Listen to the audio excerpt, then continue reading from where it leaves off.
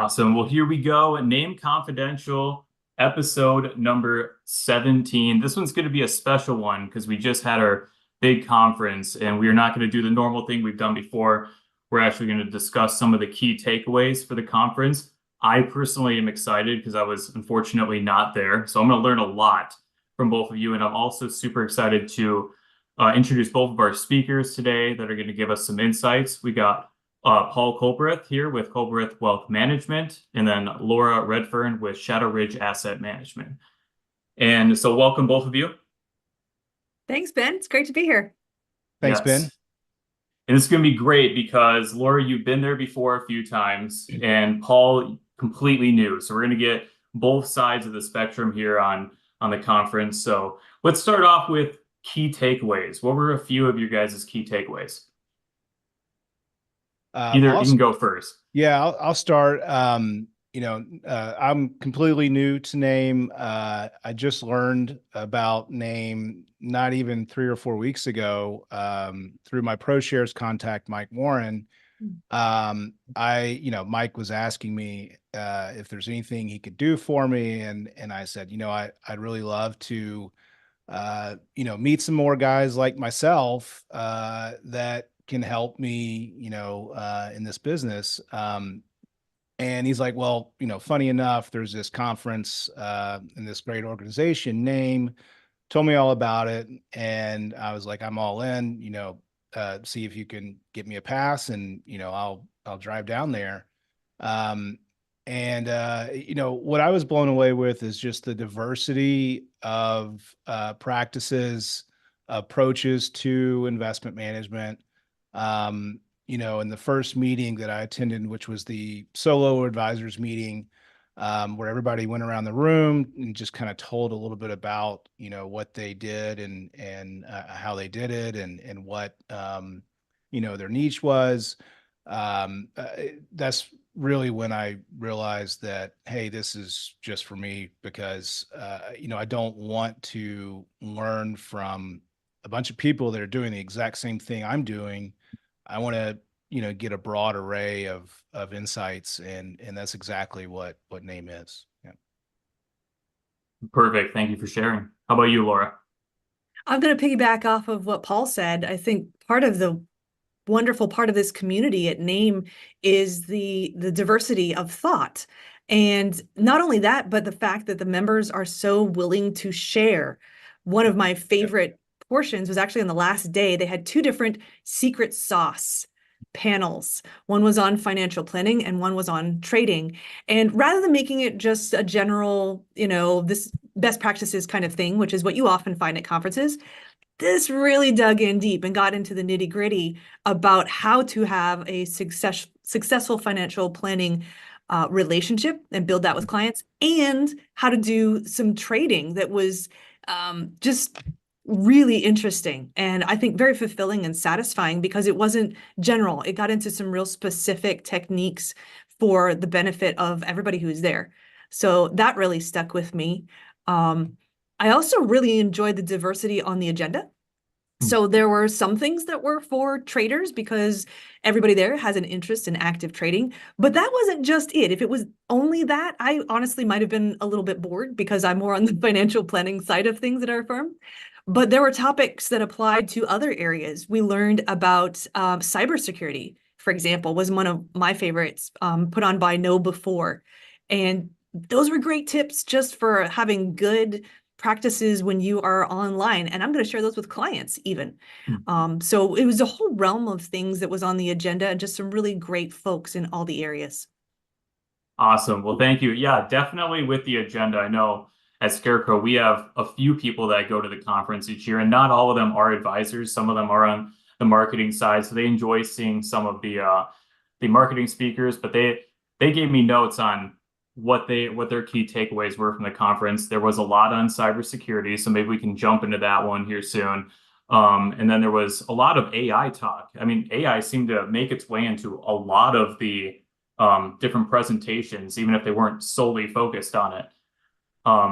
One thing I do want to share, and Paul, I want to get your opinion on this because we had another employee for our company go to NAAIM for the first time. And he had worked in different industries before coming over here. And one thing that he sent me, and I'll just quote him on this, he said, "I've been to dozens of conferences in several different industries. What stood out here is the level of camaraderie and collaboration. NAAIM members truly care about one another's business. You can't tell the difference between the competitors or affiliates with the way that they interact and share information." So that was coming from a new NAAIM member. Paul, do you feel like you kind of agree with that or have any thoughts? No, 100%. I mean, I don't know how many times I had guys and gals pull me aside and said, "Hey, who are you? I don't recognize you. I know everybody here, and you're the only person I don't know." And they wanted to know how about my business and, where I'm at, where, my clients. And yeah, there's zero competitiveness. It's all open. Everybody's very friendly. You can tell that there's deep relationships around the room. And I was certainly attracted to that. Awesome. Well, thank you for sharing. That's good to know, because I know one thing that we're very proud of at NAAIM is that open environment that we bring at the conferences. So to actually not just say it, but hear it from two of our new members is very powerful there.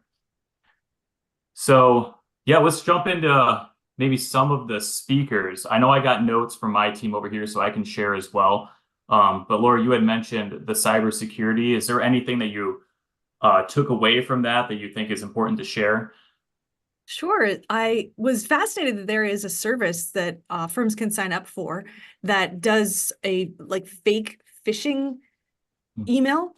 So it tests your employees and sends them something that it wants to see if they click on it, right? And the speaker gave an example of a Zoom link that it supposedly was an email from Zoom that said something about have an upcoming meeting or something like that. And the cybersecurity person himself fell for the phishing email, which was incredible because he was in a hurry. He thought he was missing a Zoom meeting, and he goes and he clicks on it, and you basically get a big, kind of warning, "We got you." And he could not believe that he fell for it. So I thought that was neat that you could have those types of tests in your own environment that were safe, but then was a learning moment. And that's what he was saying. It wasn't really a gotcha, but more of a learning moment in an environment that you'd actually be operating in. So it also made me more aware of how sneaky cyber criminals are these days. And it's not something anymore where it's like, "Really, you're so stupid, you clicked on a phishing link." No, man, they are really sophisticated. You shouldn't have shame about that, but you should be aware of it and educate your employees. And like I said, I'm even going to take this to my clients so they can have safer experiences online. Definitely. Paul, do you have any thoughts from that one? Well, yeah, I thought that was fascinating. I actually subscribed to my tech, I guess, help desk, outsourced tech help desk. Apparently they send phishing tests as well. Fortunately, I haven't been caught by one yet, but yeah, I mean, the stuff that's going on in cybersecurity is wild to think about. And so to have people watching over you and helping you, stay safe is certainly important. Yeah, I know on our end with our business, there's been times where an email comes in and they even copy the logo from the company. So it looks extra professional, but then the only way you really can either see it, sometimes the language. I think in there I'd seen that some of them are starting to use like AI to try to make it look better, because a lot of these phishing techniques before sometimes they don't really know English well. So it's obvious, it's almost obvious when you're looking at it, you're like, wait, that doesn't make sense. But then you got to look at the email will match the name a lot of times of people who work in your company. So like I'll see an employee, like I'll say Callie, like Callie works for a company, I'll see her name up there and I'll be like, okay. But then when I go over the actual name and see the email address, it's the most random thing ever. And I think they had also talked, yes. to comment on that, Ben, because I thought that too. But what's even sneakier that he talked about was that they will use the legitimate link, like Callie at Scarecrow or or whatever, but they'll just transpose Yeah. two letters. So Yeah. your brain just thinks, oh yeah, this is fine, it's safe, but it's not. So you got to really slow down. That kind of blew my mind. Yeah. And like Yes, there was one with 3 L's one time with Right. Callie's name. Yeah. yeah. And this kind of ties into the securities attorney that spoke well as well, and he just reinforced having policies in place for whether it's anti-money laundering or whether it's texting to refer back to your policies. And in our firm, anytime a client emails and asks for money, it doesn't matter if they're asking for it to go to their own checking account. We have a hard rule about verbally confirming money, and our clients know that you can't request money over email. It's just not going to fly, and that's the only way, in my opinion, to really safeguard yourself from getting caught in one of these traps. Because it like eventually, like you mentioned, even the cybersecurity guy who teaches on this every single day, got caught one day because he was hurried, he was in a rush. Yeah. Yeah, there was something about the time that they take advantage of kind of the way that we're processing information so fast. So, they know it's a fast-paced world. They're trying to take advantage of us just looking over the little things, like you were saying, Laura, the small differences in the email. Because I had forgotten about that. I had seen that before on our end with an email with like the 2 L's I was saying. Um, that's interesting, though. Also, we were talking about Paul with like the compliance speaker that we had, and I remember everybody in the team coming in because we're a little bit younger. Texting is huge, and just for our age group, and we really didn't get any text until this past like year from clients, and we've heard before like, okay, we got to be careful with this, but it was just interesting and how much it switched. Like all of a sudden clients are like, hey, it's just easier to just text them now that I know their number from the email. And you got to be really, really careful with that. I think that they said, or he said that there was only two things that you could use it for. Let me see if I can figure out what those were. Yeah, it's to confirm appointments Yep. and to say, thanks, received, I will call you back. Yes. That's it. Yeah. Yeah, and I was really glad Giancarlo- when I heard the thanks, I'll call you back, because I'm like, okay, that's what I've done. I'm like, like, shoot, if sending that was already out, I'm like, I'm done. Giancarlo would give that his blessing. Yes. But I think he was referring to at least one, maybe two recent cases that have been in the news about firms that have been fined by the SEC for improper texting. And the whole thing is that it's not capturable. You can't supervise it. That's their problem with it. And so unless you're using a texting service that goes into your CRM where the compliance officer can review that, that's the main problem with texting. And it's a shame because it is so convenient for younger clients and older clients to communicate that way. But we as a firm have to make that, a policy, like you said, Ben, that responding, I got it, but I'm going to call you. I can't respond via text. I'll admit on my end, I actually like talking to my clients. So getting a break away from just sitting in the front of the computer, I'll take it anytime. So that's where I kind of lucked out before I really knew about the texting thing. I'm like, no, I want to talk about this. Like, let's get some human connection. Let's see. So let me look at is there any other speaker top of mind that, you guys would want to discuss? At least right now, I can go through the agenda and kind of look, but yeah, I if don't you have the have agenda somebody. in front of me. I'll say just not necessarily speaker, but one of the sponsors that was very interesting was Adagens.com, and it's basically a marketplace connecting allocators and investment managers, and it's really they've got a really unique approach to the problem of allocators wanting to find emerging managers, but also, wanting to make sure that they're qualified and that they're appropriate for the use case that they're looking for.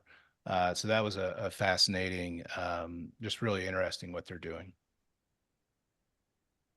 You got me interested. I know that they were meeting with a few people on my team because they'd reached out to me and they're like, "Hey, you going down there?" I'm like, "No, but you can reach out to, Spencer and Kirk with my team." So I'm excited to hear more about that because they did Yeah. pique my interest, and, Yeah, and you just piqued it even more. yeah, we're going to do a follow-up meeting with them. But I'm sure everybody's playing catch up right now, including Kenton with Adagent. So, but yeah, that's going to be I'm looking forward to that meeting. Awesome. Well, I'm looking at the agenda, and I know one thing that when I'm there that I always find very valuable are like those breakout sessions or roundtables. Do either of you have any thoughts or remember like which ones you went to and what was discussed during those sessions? Yeah, go Yeah, ahead, Laura. I'll jump in there. I went to the financial planning roundtable and then the custodians roundtable as well. And the custodians was really interesting, somewhat to my surprise, because you'd think that topic is just kind of, I don't know, straightforward, but it wasn't. It got rather heated, to be honest, in talking about everyone had some different experiences. We had lots of different custodians, and some experiences were good, some were not so good. So having a format where we could all share the good, the bad, and the ugly, I think was really beneficial to the people at that roundtable and really fascinating. Yeah, I went to digital marketing, and what were the two in the middle, Laura? One One was was, on trades and trading. yeah, I think that's the one I went to, the first session, which was just getting an understanding of how different strategies and how folks are trading, and I was just kind of like a sponge, and I didn't really say much, but I was kind of taking it all in. And the digital marketing was interesting as well. Adam Koch, who was also a speaker, who had a fantastic presentation about his practice and how they market, had a lot of interesting additions to with different softwares and different solutions for challenges in the marketing space, and he's doing it really well. So, I'm looking forward to checking out his presentation again when that gets circulated. I'll piggyback off of that I thought Adam's presentation was fantastic. Again, with that community of NAAIM where everyone is sharing, his was very similar. He basically shared a lot of process that is the secret sauce of what he does as a marketing company. But he shared it. He didn't say just contact me. He really shared how to build some great marketing tools and processes, which I thought was a perfect fit for the NAAIM members. So then he ended up doing a breakout session then? No, so he was sitting at the digital marketing table Oh, for the round table, but he had the presentation on the main stage as well. got it. Okay, because that's what I always love when I go there is when the speakers are able to stay for like the round tables or something. Because whenever I watch a presentation, it's a lot of information and I take in a lot. And then about 5 minutes, 10 minutes later, I'm like, oh, now I got my question. So being Yeah. able to then go up to whoever the speaker is and ask them at a later time is very valuable. Yeah, and he was around for the rest of the night as well. Awesome. Well, the other thing that the custodians one, I'm a little definitely sad about missing that one because I would have liked to hear a lot there because we've been switching custodians a few times. So just to get more insight would have been really nice. Yeah. Yes, Yeah, a I'll lot say, of advisors had switched or were considering switching. So I think it's a very timely topic. Sorry, Paul, yeah. I jumped on you there. No, that's fine. I was just going to say that it was a tough decision about which roundtable to sit at because there was, multiple topics that I found interesting. So it was a tough decision to figure out which one to sit at. Definitely. We'll take the scarecrow approach. We just bring in enough to put one at each round table. And then we all come back together and, hey, what'd you learn? So, Divide and conquer. I love it. or just clone yourself. That works too. Yeah. I haven't figured that out yet, Ben. Can you clone me your cloning machine? That'd be great. Ooh, it's a company secret, but I'll let you know if we let it Gotcha. out. Well, let's see. I'm looking. Okay, I'm gonna go. Oh, okay. Have we talked about? I mean, we've talked a little bit about AI. Ooh, let's go back to that. That's Well, interesting. let's go back to AI because that's where I got a lot of information from my team. One of the things that I see here is Spencer had talked about. Let's see, we can leverage a smaller business to look more professional, like Otter AI, which can take notes on conference calls and play them back, basically making a transcript and doing key points, which is very nice. Because I mean, if you think about conference calls, a lot of times we would have one person over there taking notes. Well, if you're taking notes, a lot of times you're spending, your brain power on typing in the note. You're not really digesting what's going on. So being able to have an AI taking notes and everybody focusing on the actual topic on hand can be very beneficial. I think he also mentioned that the Zoom might have a something with that as well that can do a transcribing a meeting, but that it was new. I don't think there was much info on it, but just keep that in the back of your head too as you explore your options. Yeah, I've heard the same about Microsoft Teams, but I haven't yet looked into it. Yeah, definitely an interesting topic. And of course, comparing the accuracy of each one to figure out the one that works best for you. Or of course, if you don't use Teams, Zoom might be the better option then. I'll tell you, Ben, what I really got out of the session, it was specifically on Chat GPT, but I think it could apply to any AI. The woman who was presenting that gave us really good information about how to build prompts so that you can use AI more effectively. And I'll be honest, I am a Luddite. I am not a big early adopter of AI, and I kind of have hated it the whole time. But I learned that was partly because I was not using it properly. I wasn't giving it the prompts. I was just asking it to do things. And the best part was she said, think of any AI tool as an intern. And you have to tell the intern what you want and what your brand is and a lot of specifics before you set them loose on the job, or they're not going to do well. And that just made so much sense to me that, oh my gosh, you have to feed AI what's important of your company values, what kind of message you're trying to create. And then she also gave us permission to argue with AI, which was awesome. She's like, half the time it's going to be wrong, and just say, no, that's not right. I want XYZ and have it do it again. So I was just like, my brain was blown by that. And I'm like, I'll give AI another try. That was a great analogy, by the way, as an intern, because this is exactly right. Like if you give it bad input, it's going to give it bad output, and it's not going to be useful for what you're trying to do. Yeah, Julia and her team had sent me, she said that this must have been in her presentation, like 4 foundational pillars. So first one was transparent analytics and insightful problem solving, direct communication. This next one I use a lot, simplicity and clarity. And then the fourth one is curiosity. I know a lot of times what I've used it for, at least recently, is kind of along the lines of clarity and kind of simplifying. I tend to ramble a little bit in email. So using that, being able to kind of make it a clear, concise message, has helped me out a lot. But I think another thing I'd seen in there is, don't just copy and paste and move it over there. You're going to have that. It's going to sound a little bit robotic at times. It's going to take away the kind of that human element to it, and also not sound like you, because everybody has a certain voice. So you don't want to all of a sudden change, like, hey, Ben just sent me this email. This does not sound like Ben at all. He never sounds as smart or whatever. So you do want to definitely proofread it. And then if you're looking at taking in like some information, you want to make sure that that's correct and verify all of that. Because there are it doesn't always give you the correct information.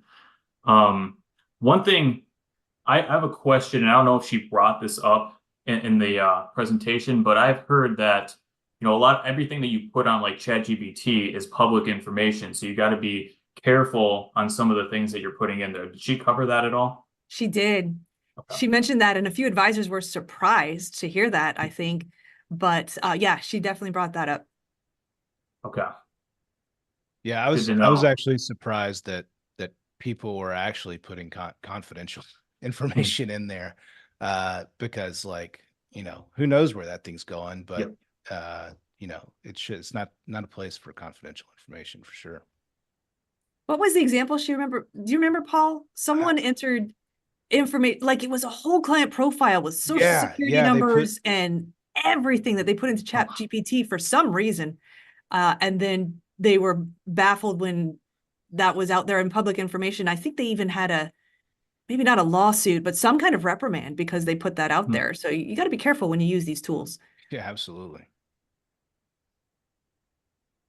Wow. No, that is definitely scary. I would have never thought to put that in there, but I mean, anything, it just takes one little slip up and that's out there. And, like you're looking at the lawsuit, like you're saying there.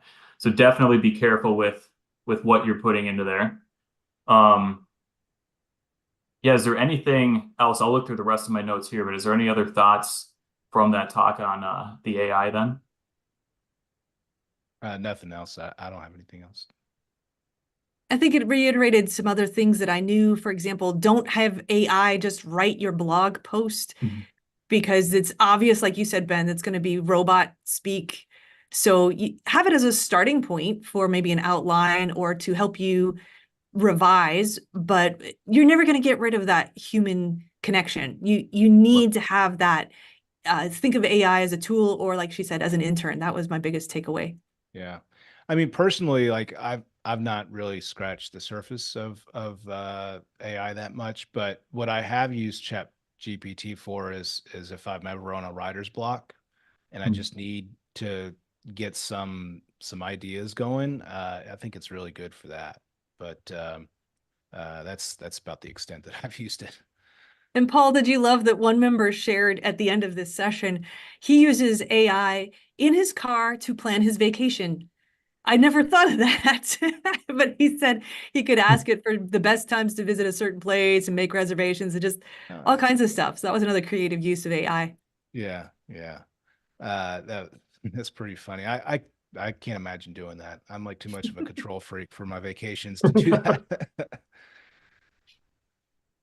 Um, oh, I remember there was a thought on, I think it kind of intertwined with the compliance presentation on using IA for like market research and being very careful about kind of going down that road. I know I can't tell you how many clients have called us recently and been like, hey, you guys looked into AI? Are you gonna like change your system based on, AI here? What's going on? But that seems to be a topic that's kind of a, a little bit of a gray area right now in compliance, is what I understood, at least from the notes that I got. But you got to be very careful if you're going down that route. I don't know if either of you remember kind of some of the specific talk around that topic. I I remember that think, Giachetti mentioned it, and yeah.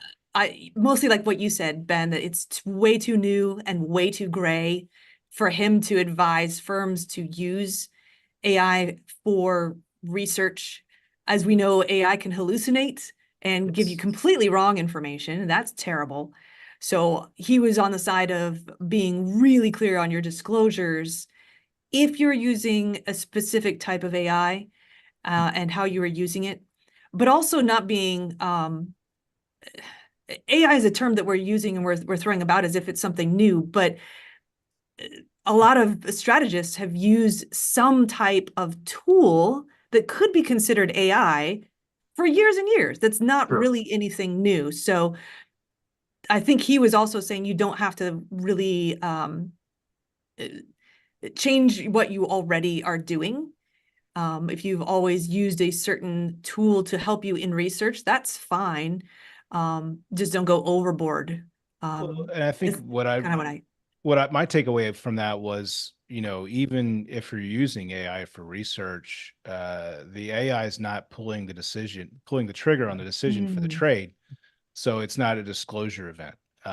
But if you're actually using AI to make the decisions for your trades, then that would be a disclosure event. And that makes sense, right? I mean, even if you're using an algorithm or a trading tool to do technical analysis, you're still making that decision as the investment advisor, and so a disclosure is not necessary in that case. Well, perfect. Well, I was looking at the time here. We have hit the half-hour mark. We usually keep it around a half hour. Do either of you have any other final thoughts on the conference or anything that you want to make sure anybody knows that maybe didn't go? But let's do that question. What would you say to somebody who was on the fence about going and didn't end up going?